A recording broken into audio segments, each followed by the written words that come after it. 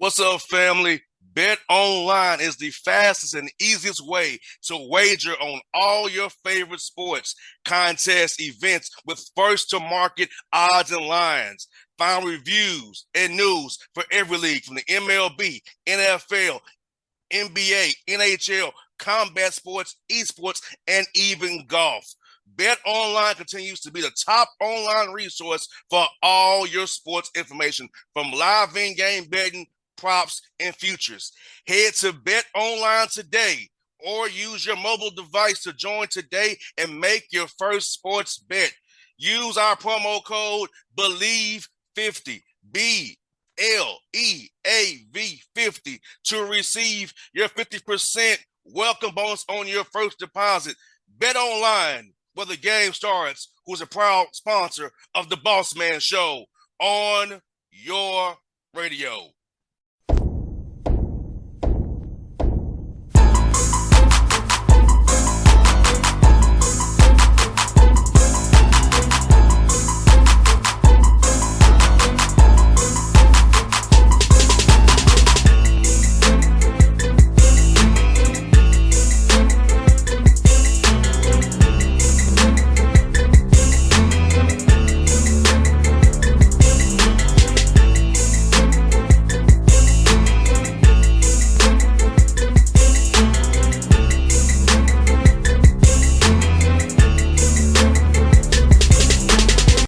Folks, back on the Bossman Show. A friend of mine, a mentor of mine, a great guy, North Florida Ospreys head coach, Matt Driscoll, with the cool glasses today. I love him. The cool glasses coach has. How you doing, man? JR, let me tell you something. If I don't have these on, I don't know exactly how you'd look right now. So these are computer glasses and readers. Okay. And so because of the computer, I can see clearly from like 24 inches roughly. Gotcha. Bottoms, I like them, coach. Yeah, bottoms are readers, but yeah, give her the credit with the clear. So like your hat matching up with your shirt, I'm sure your shoes match as well. The clear glasses kind of go with anything. So every day it looks great. Coach, I kind of went stair step. I went black hat, gray polo, black shorts, gray shoes. I thought you were going to say red shoes, actually. Nah, I was going gray, black today. So nah, I didn't do it today, coach. But you look like a referee. You look like a referee. So that's going to start now we're starting off on a bad place right now. But you're my guy, coach. I give you all the calls. Well, there you go. Hey, don't let Lenny know that. Don't tell Lenny that. Keep Lenny out of that. Yeah, hey, he won't come on the show again ever again. If he found that out, never again. That's funny. Yeah, that coach, man, I can't believe it. We're not going to be talking about Wingstop too, by the way, because I love Wingstop. So we ain't talking about no other wing places, just Wingstop. Coach, now what's your flavor? Barbecue, hickory? No. There's only one way to eat a wing. What's that? Lemon pepper. There's only one. Okay, lemon pepper. Okay, I'm with you there, coach. I'm with you. I tell you what, like it all day. I feel like I'm like Adrian Peterson all day. You got that right. All day. Hey, I love lemon pepper barbecue, original hickory, Cajun as well. Dry rub. You like hickory? Mm-hmm. Wow. Okay. I'm not even sure I've ever had hickory. Yeah, I'm a connoisseur, coach, of all kind of wing flavors. But I do love lemon pepper and barbecue for sure. Now, if Hattie B's knew what you were saying right now, they wouldn't be real happy. I just want to let you know that. Because Hattie B's, that's Nashville. That's real hot chicken right there. Now, coach, I have to take you to a place that's even hotter. Prices. No, 400 degrees in Nashville, even hotter. I never heard of that. Yeah, it's about 5 minutes from Tennessee State. I gotta take you over there when you come to town. Play Lipscomb, I'll take you over there. You got to love. You'll love it. Now I'll tell you, coach, 100 degrees will make you sneeze. Okay, that's how hot it is. Okay. That's fair. Hey, I need mine at 20 then, because I'm that's why I like lemon pepper. Like I'm not real good. I can go mild, but like after that, I start sweating. 100%. Yeah, I keep mine to 100 degrees or less.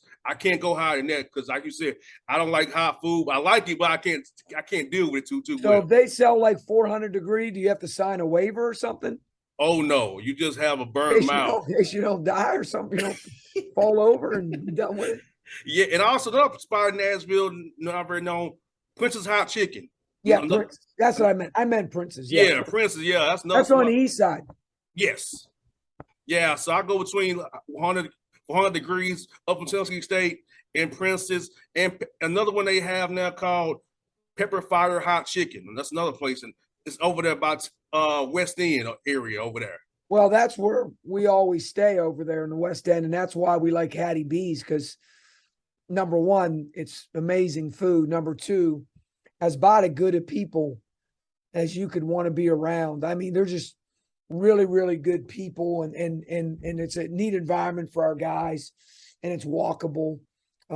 So we really, interesting side note when you think about JR college athletics or college athletes, and you think about what it's really like, and there's a lot more to it than meets the eye. There's things that people see on ESPN or ABC or CBS or whatever, but they rarely see the other stuff and the preparation and but the meal times, because of COVID, it really set teams back because that's one of the biggest times that you get a chance to really build and forge and really have those guys esprit de corps and their synergy and everything they're about and where they come from. When you sit around food at a table, it just seems to make things really natural. And then next thing you know, the next meal, it's two or three other guys. And then the next meal, I remember, and I'm trying to remember, I think Drake dropped a new album. And then I think something happened at the White House or something. And then I think there was like a big boxing match. And I don't quite remember the order of it, but I do remember one of our players during this day, we didn't have a game. And at breakfast, when we went to lunch, and then at dinner, the whole gamut. He was talking, about Drake's album in the morning, and then he was with another person that night, and they were talking about something in politics, and then the next at dinner, he's talking about this big boxing match that was coming up, and you start to say to yourself, like, so now that I've officiated our seventh player, I think it's my 9th or 10th wedding, something like that, but our 7th player, and those guys are coming back. And now you kind of see, that bond, that brotherhood, that coming together, and then the things that transpired that you didn't know about, and the different stories that come out from it, and so I think those meals that we missed, I think that's something that that we're really, really happy and excited for that they came back, And coach, I'm gonna say this for you and I. I'm not leaving you. I got to grab something. You're fine, coach. I'm gonna throw this out here, coach. You're a guy from Pittsburgh. I'm a guy from Atlanta, and basketball brought us together and shows how much we have in common and how we have a synergy with each other. So just both from football states, by the way. Yeah. So let's think about that. This sports, this talking to each other, coming together. We have so much in common. We have a great friendship, and you're somebody I trust immensely in my life, and I'm glad to have you in my life. I'm telling you that on the air, coach. I really am. And this is how basketball is, how being genuine people brings you together and have synergy, and even your staff, all your staff. I love all your staff. They're great to me. So I just want to tell you have a great people around you, a great person, and you are a genuine individual. I can't say a lot of people in this business, but you're definitely genuine. It's not about what I can do for you or get you a recruit. You truly care about me as a person, not what I can do for you, because I'm an individual that you care for. I think that's something, JR. Thank you very much. Very kind of you to say it, because I think that's where, when I've done these leadership talks for years, my second pillar of 5 was always people skills. And one of the things about those people skills is the fact that there has to be genuineness. And if you don't have that ability, it's really hard for you to lead or for to have people to follow. And when you think about what brings people together or what makes that transpire, well, like just the fact that your dad was a barber and know what goes on at barbershops and know how a lot of the world's problems get solved there, but nobody knows it. But like all the different things that go down and happen, but also to learn how to communicate, learn how to have conversation, learn how to have debate, learning how to have differences, agree to disagree, whatever you want to call it. And so I like to hear those kind of things. I like to learn from those kind of things. And now, fast forward, when I speak, I really believe that we can be the difference daily. However, it's very difficult for young people, actually for anyone, but young people in particular. It's very difficult, especially like if we all have these different dots on a map, and however they come together, they come together. But if you don't embrace where your feet are physically planted, the transfer portal, whatever you want to look at, a relationship, if you don't embrace where your feet are planted with that relationship, if you're always looking for, well, I'm looking for the next best one, or whatever.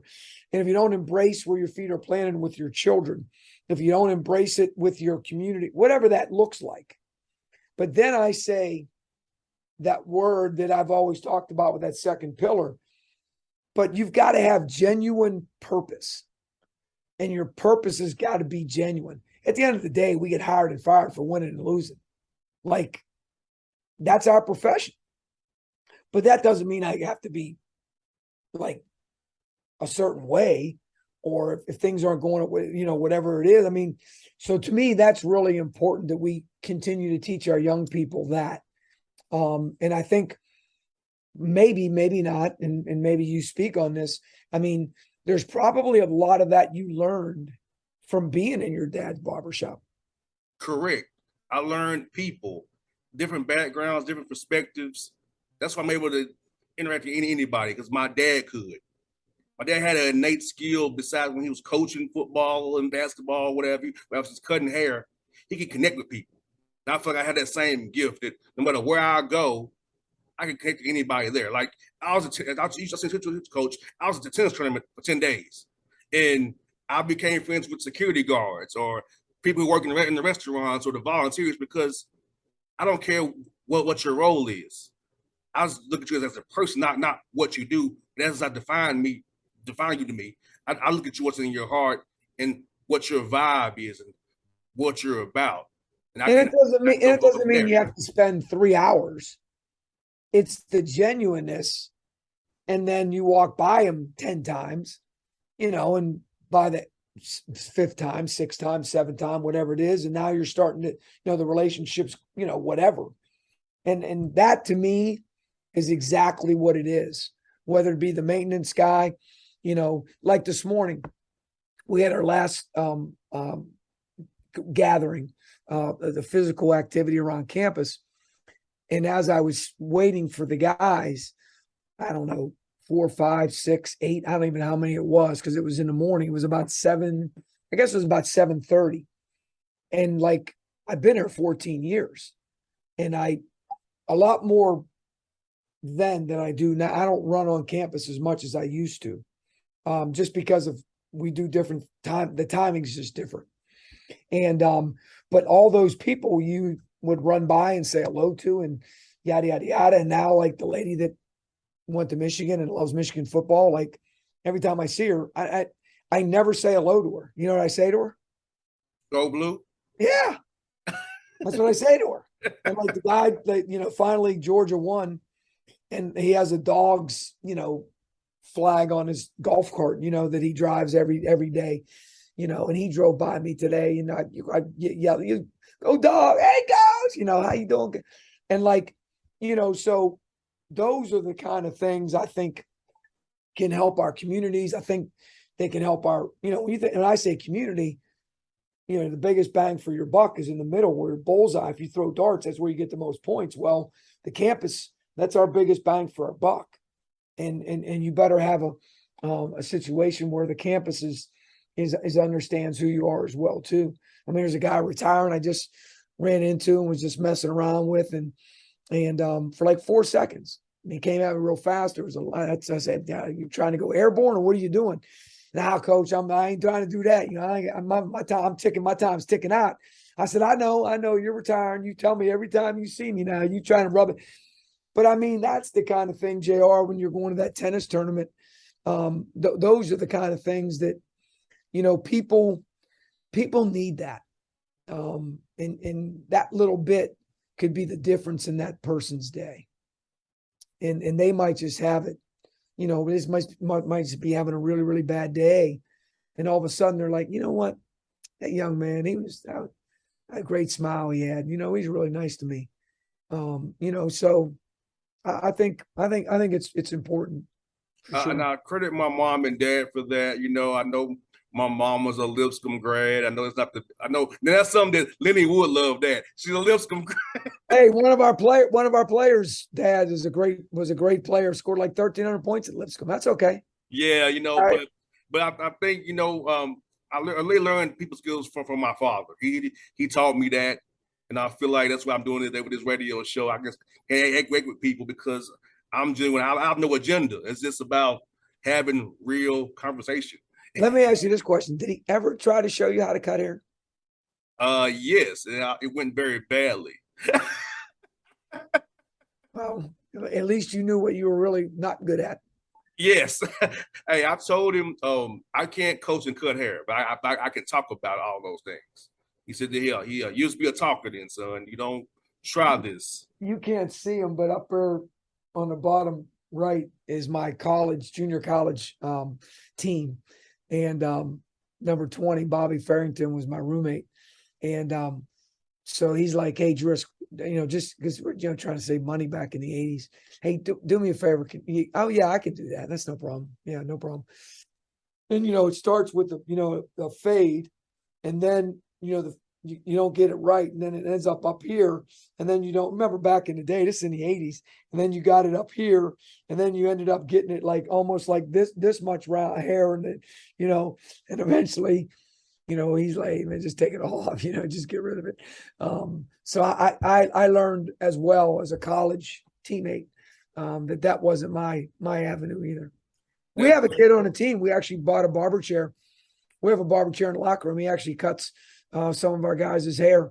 He actually has a gold, what do you call it? Not razor, but what do they call it? The clipper. Clipper. He's got a gold clipper. Nice. So yeah, Coach, you're gonna love this story, Coach. Mr. Rodney, a guy known in the neighborhood who's 87 years old, still cuts hair on the west side of Atlanta.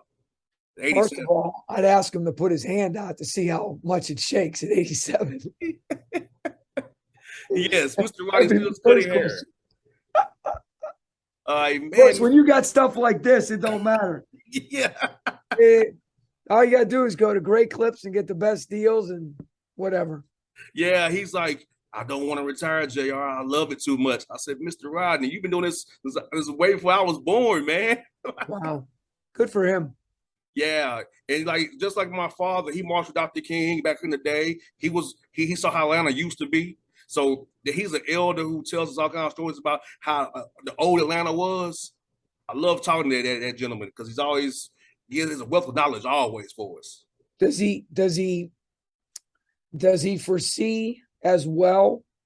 Meaning so he was telling those stories in the 70s and he was telling the stories in the 80s and he was telling them in the 90s and 2000s. And I wonder if some of the things he was saying that are going to transpire or should transpire, or we've got to change this, or I wonder how he's told the stories, how much they've changed or how much foresight he has. Not forecasting, but you know what I'm saying? I wonder, of course you don't know unless you can think back 20, 30 years when you were, talking with him. I wonder if he would understand that or know that or how much he's actually kind of been right as far as how Atlanta's progressed. Yeah, like he told me the time coaching that, you know where Irina is off Northside Drive in the Gulch. The time that him and my father said they couldn't cross that tracks after dark. They would get beat up. Yeah. So he like Mr. Rodney was my father was like, we didn't think we'll have integration. We was getting beat up to cross the tracks. So for them and the older generation, in that generation, some of them have problems with people coming together still. And I don't lie to you, Coach. No, 100%. Yes, but Mr. Wiley's not like that, but some of them are. But he's like, I feel like he's always said that he felt like, the people in their age bracket, if they didn't raise their kids to be a certain way, we would all be better for it. Because he's right. There are some people who are grandparents like they are who have those beliefs on the other side of the fence and ledger. So he always told us to be true and treat everybody with respect no matter what. And he said the political things in this country will happen. He said, unfortunately for us, we was already behind the 8 balls. We're trying to play catch up always. And that's what's part of the issues here. And he said you have to have people with genuine hearts who want to accept and open the power to others, so we all can see together. So I remember talking about that all the time. It's like we want to come together as one, not as adversaries. He always tells it as children, and my father did as well. Did a interview on, I think it was Monday, and we kind of talked a little bit about this. And it was a leadership interview, and I'm not one of those guys that believes that leaders are born. I believe that you're developed and you have certain traits and tools, and then there's all kind of different ways to lead and be a leader. But on the flip side, just like racists aren't born. Like, it's not like you're born racist. It's like you come in and it's all taught. It's taught. It's a taught. I'm gonna tell you a quick story, Coach. At the tennis tournament, I'll tell you a quick story. There was a black player playing. A little young white girl was cheering for the black player. Told her daddy, "He's an American." No, honey, you cheer for the white guy. You don't cheer for the black guy. At the tennis tournament, I witnessed that. And the girl was about between 5 and 6 years old, but she was cheering for him because he was an American. Correct. And the dad said, "No, you cheer for the white guy. Nah, you don't cheer for him." He never said why, but I could pick up why he said it. But the young girl had no clue. Now that happened at the tennis tournament. I was just at the last 10 days. It hurt my soul, Coach, to see that. 100%. 2022. I mean, yeah, that's. I'm not. The young girl was so innocent. She was just cheering for an American. She didn't care that he was black. He was an American. No, you cheer for him. And what a great opportunity for him to, to take that moment and really help her, to understand. Yeah, that's disappointing. And that goes back to the last part of embracing where your feet are planted with a genuine purpose, treating others the way you want to be treated, not the way they treat you. Yes. That's where it gets difficult, because you want to treat everybody the way you want to be treated. You want to treat everybody the way you want to be treated, but not the way if they don't treat you, like you can't whatever. You got to understand, and you got to really, really understand, like, no, I'm going to keep treating people the way I want to be treated, even though they're not reciprocating, whatever the word is. Yes, reciprocate. Yeah. And you can move on though, but you don't have to, you can leave, you can walk away. There's a lot of things you can do. And I can't imagine, because I have no clue. I have no insight. I never would say that I do. I don't know what it's like to live in your shoes, and I don't have that. There's no way anybody can. I will tell you, Coach, when stuff happens to me, I just chalk it up to that they're ignorant. They don't know any better. Or unintelligent, yeah. And I know that I'm a decent human being and I mean well. If you can't see that when you meet me, that's on you, because God made me to love people and be a beacon for hope for people and to help people. And if you can't see that, or if you judge me because of the color of my skin, that shows me who you really are. And You know, and you that word, that 4-letter word, you know, when you talk about love, it's got so many layers to it. And I think, you know, that's obviously because it comes from your heart. And in my opinion, your heart controls your mind. And so, you know, you squeeze a lemon, you get lemon juice. You squeeze a lime, you get lime juice. And so when you squeeze people, you get who they truly are. And we just have to continue to, you know, just to do the best we can. and coach, though my father always took me as coach, JR, do the next right thing. I always used to tell me that, coach, do the next right thing. So in doing, that's how I live my life, coach. Doing the next right thing by everybody. Don't reciprocate evil with evil. Be better than that and do the next right thing. So I'm thankful he gave me that grounding and background to be able to be that way. Hold And on, JR. Hold on. Can you hear me? I can there, coach. Hold on. Hold on. I had to unplug it. Gotcha. I can't turn it around. You're fine. What did he tell you? Nah, to do the next right thing. No, look, what did he tell you? The next right thing. There it is. There it is. The next right thing. And you're right there. Hey, on point. That's been our motto since day one. You know, just it's really, really important. And it's important in a lot of things. It's important in athletics, obviously. You know, we were just talking about that last night with Jonathan. And you know, he's a great player and had a great, you know, he's because of the way he was brought up and because of his heritage, he's very, very, very difficult. He's very tough on himself. And he's too tough on himself. And I was like, Jonathan, like when you were a freshman, like, okay, there's a lot of things you had to learn. You had to learn quickly. You were thrown into the fire, yada, yada, yada. Like that's life. I said, however, if you compare that to now, your third year, how many times do you think I raised my voice during practice, 17 practices at you this summer? He said, never, not once. And I said, so Jonathan, like you've put it in, you get all like, and why you have to understand, like, you can't beat yourself up. You make an error, you make an error. And you know what it is, Jonathan. He's like, I know, next right thing, coach. I know, next right thing. You know, Coach Drew used to say it this way. Coach Drew at Baylor used to say, don't let one thing lead to it. I used to say it, don't let one thing lead to two. That's how he used to say it. So I think that's great that you kind of have that in the back of your brain. And I think it's critical. I think it's critical. And it doesn't mean short-term memory. It just means like the world ain't stopping. No doubt. Like, injury, illness, attrition, like Gonzaga doesn't care.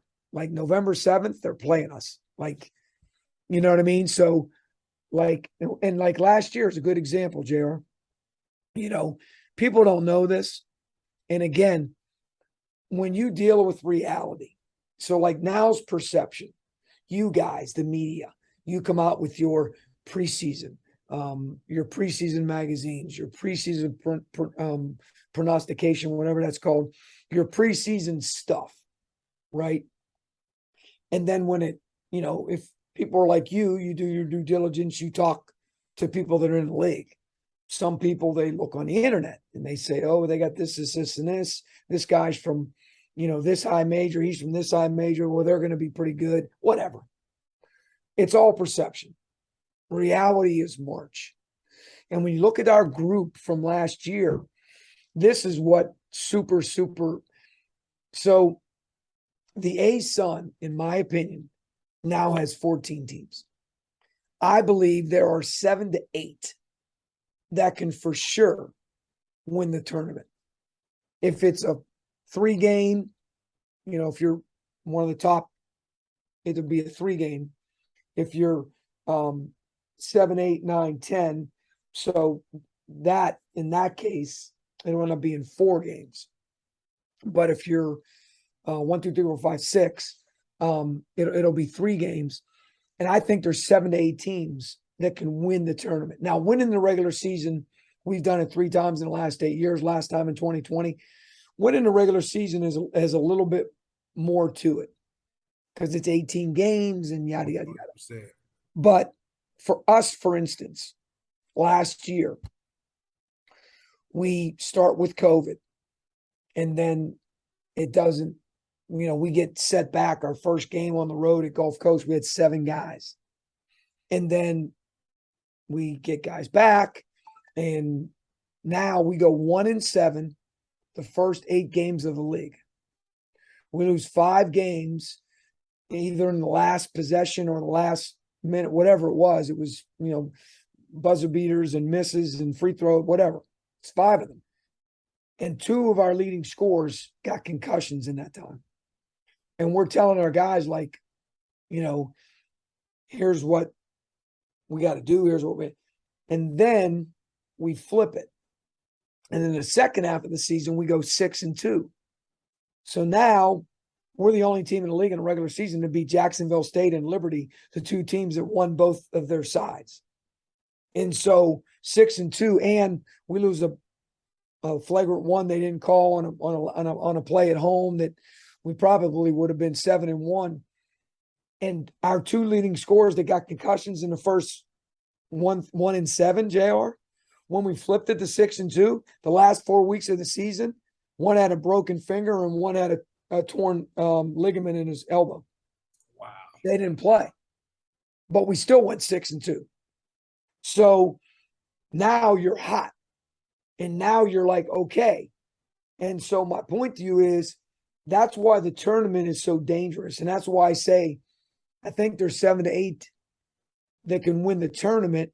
Because if you're feeling yourself and you might have to, obviously, you might have to go on the road because our tournament, our league is the best league in America in the sense that the higher seeds get the home seed all the way through. So it makes it hard. But you know what? The highest seed that did their deal during the regular season, they deserve it. They've earned. I like earned better. They've earned that stuff. And so they've earned that home court advantage. And then to get the opportunity, of course, ESPN and yada, yada, yada. So I really, really like when you think about where we are and all those things, that next right thing comes into play way more than people think. No doubt. Well, Coach Driscoll, you're my first interview since I got back from surgery. So I feel great. What an honor. You're my first interview back since I got back from surgery. I always love our chats, Coach, and I feel good. I feel like it feels normal to me again to be doing the interview. So I'm thankful for being my first one of the year, man. I'm sure this is very similar to our last one, by the way, because you always have that great smile and you always have that great energy. But I will tell you this, though. When COVID came, the NABC did this huge video deal, and they had all these coaches on. And they asked me, and I actually volunteered because I know the guy pretty well, and said, if you want me to be your test pilot, I'll be your test pilot. And I can help you get through all the nuances of what Zoom was and all. So they're like, man, would you do that? Yeah, I would do that. So I was the test pilot, the first one. And then right after me was Calipari and Tony Bennett and all these great.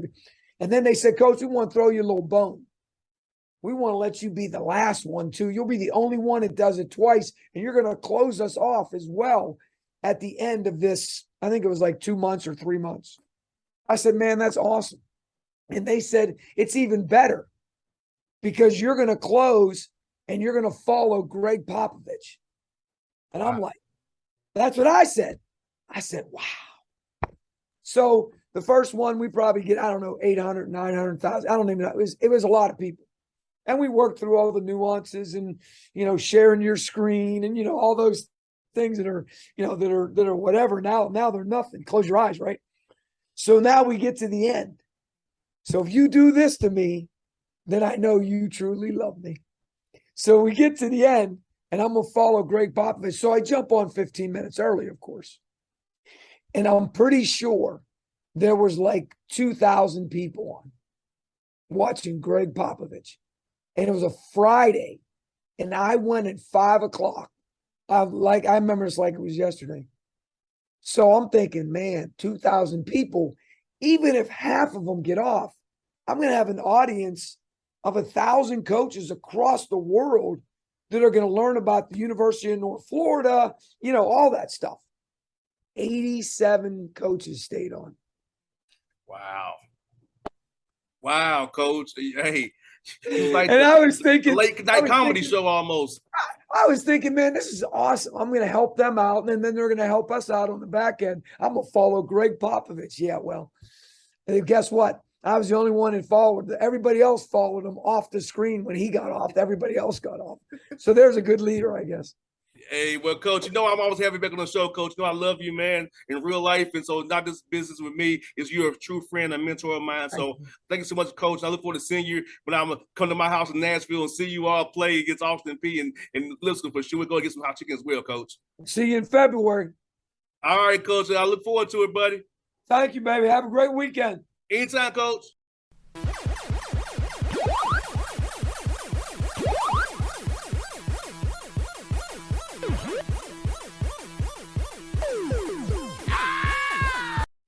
What's up, family? Bet Online is the fastest and easiest way to wager on all your favorite sports, contests, events with first-to-market odds and lines. Find reviews and news for every league from the MLB, NFL, NBA, NHL, combat sports, esports, and even golf. Bet Online continues to be the top online resource for all your sports information, from live in-game betting, props, and futures. Head to Bet Online today or use your mobile device to join today and make your first sports bet. Use our promo code BELIEVE50, BLEAV50, to receive your 50% welcome bonus on your first deposit. Bet Online, where the game starts, who's a proud sponsor of the Bossman Show on your radio.